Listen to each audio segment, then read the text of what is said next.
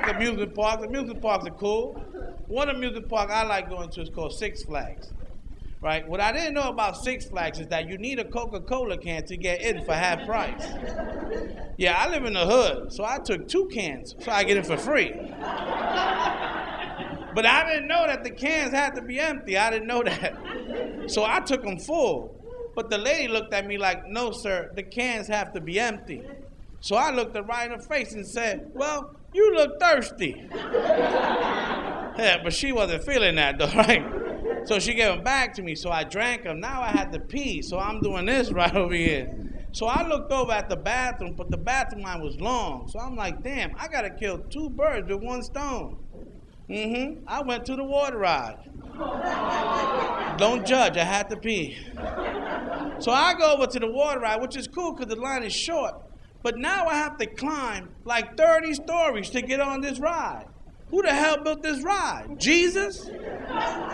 So I get up there and Jesus is there. I'm like, oh, is that Jesus? Yeah, because he worked there. He had a name tag, said Jesus, right? So I'm like, Jesus? He said, no, Jesus. I'm like, Jesus is Mexican? That's crazy.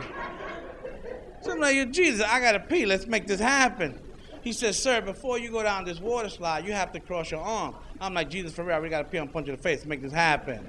He said, all right, sir, go ahead. So I pushed Jesus out the way. I crossed my arms, and I slid down, right? I'm like, because I'm peeing. But the dude behind me is like,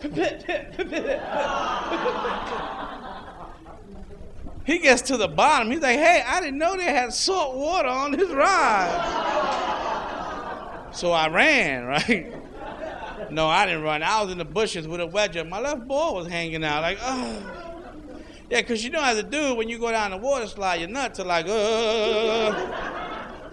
painful. I tried working out too, man. I tried. I did. That's not the funny part.